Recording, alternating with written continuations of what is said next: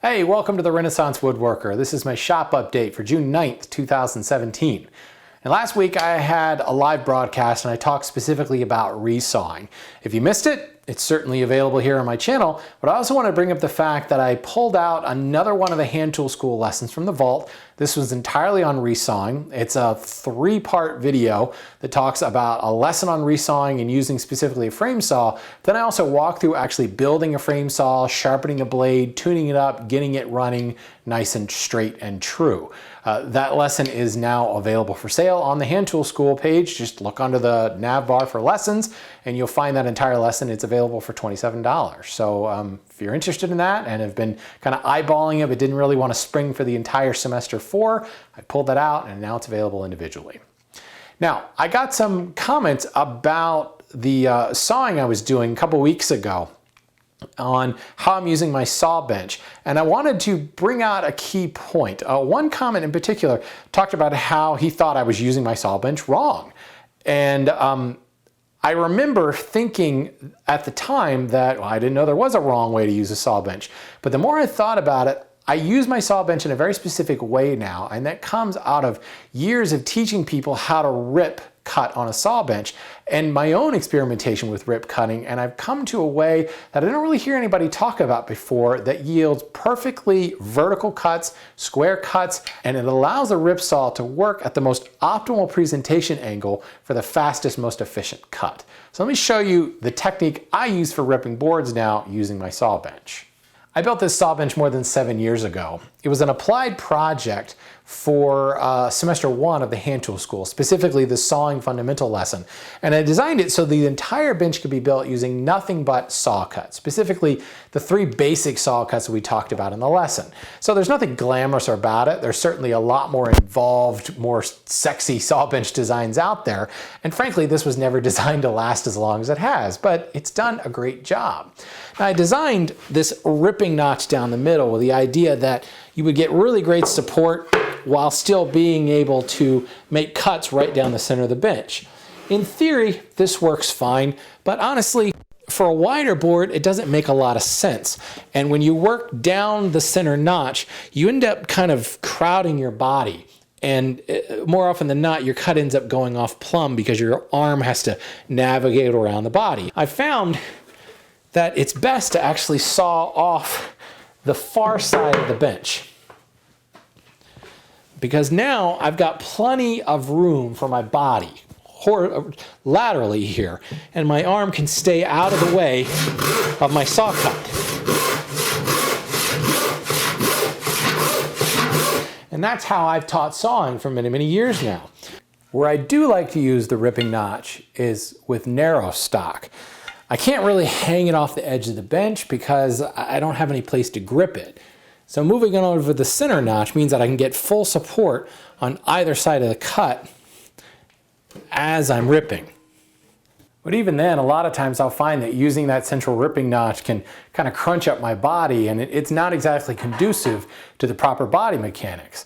So a lot of times with a narrow board, I'll bring it over to the workbench, hold fast it in place, and I can use the overhand method to rip the board. But even then, both of these methods can still cause some problems as the saw cut moves back behind your body. Once you get back level with your shoulders, you start to truncate your saw stroke, and your arm kind of manipulates around it in order to keep that saw running true. And invariably the cut may have started off square, started off plumb. It goes all wonky here. It starts to come off square, starts to come off plumb. And people will come to me and say, man, I started out so great, my cut just went all to hell halfway through. And it's because your body gets constricted and it finds ways to open up the sawing stroke, which throws the saw all out of whack. So now what I've come to do, and this is what I was doing last week when somebody, for lack of a better term, called me out on my technique.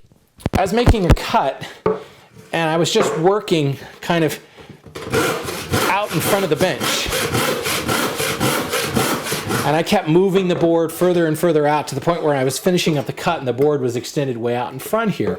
And the commenter said, you know, that's wrong. What you should be doing is moving the saw down along the bench so that you've got support on the bench.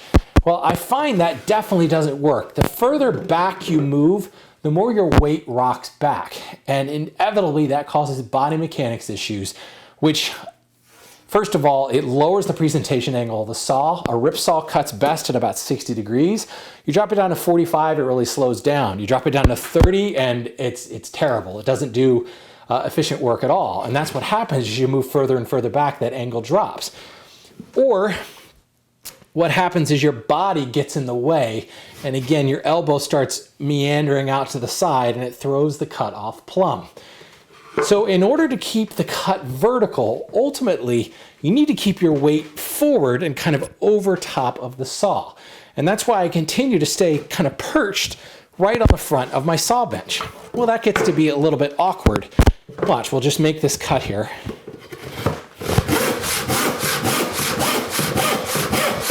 As I move down my kerf line, and I hear it intersect with the saw bench, I'll move it forward. And this standing leg, I keep stepping it forward because that keeps my weight up over the saw, allows my arm to move perfectly freely, and it keeps the cut dead plumb. But as soon as I start to head back, I keep pushing it forward. And this is where things start to get a little weird and awkward as I'm cantilevering this board out over top. So I built a pair of these saw bents. James Krenoff is probably the first one attributed with this particular design, though they're essentially sawhorses, so who knows who came up with it first. These, however, were an applied mortise and tenon project for semester 1 of the hand tool school. And now I do all of my ripping right here, not on the saw bench, but between the bench and the bent. So watch. I'm going to keep moving this cut forward. Bring in the saw bent a little bit. I can set it right on that lower cross beam, which is set to the exact same height as my saw bench. Now I can put the knee down on the board, really step forward,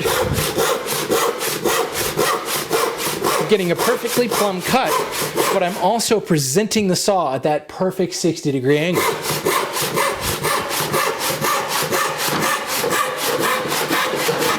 Move it forward just one last bit, and there we go. That I have found to be the most efficient way to rip very quickly, but also it creates cuts that are dead plumb. No deviation as you move through the cut, as your body gets in the way, because essentially your body, your mechanics, your setup are exactly the same. We're just moving the board forward. You're able to perch on the top of the saw bench like that. You're not getting in a weird situation where you're back here and you're trying to figure out how to make this cut and finish the cut up and, you know, moving to that sawing notch. And anybody who's done any amount of sawing will often say, well, I started out great and it went to hell later, as I said earlier. Well, it started out great because your position was great at the beginning of the cut, so why change that? Don't move that. Move the board forward and rely upon secondary support like these saw bents. I have a second one that I'll actually put behind the bench. If I've got to make a really long rip, like I'm ripping out 8-foot molding or something, it's great because I get full support along the entire thing. So it's funny, the best way I've found to use my saw bench is to work between the saw bench and something else. It's nice to have a bigger surface here because I've got plenty of room to balance on it and continue to press, to hold the work with my knee, but all the action happens right out here in between. So, again, a little counterintuitive, but over the years I've found that is the best way. Keep your weight up and in front of the saw, and it will always cut true, assuming that it's set properly and tuned properly and everything. It'll cut square and perfectly plumb. That's it from me, folks. Thanks for watching. We'll see you next week.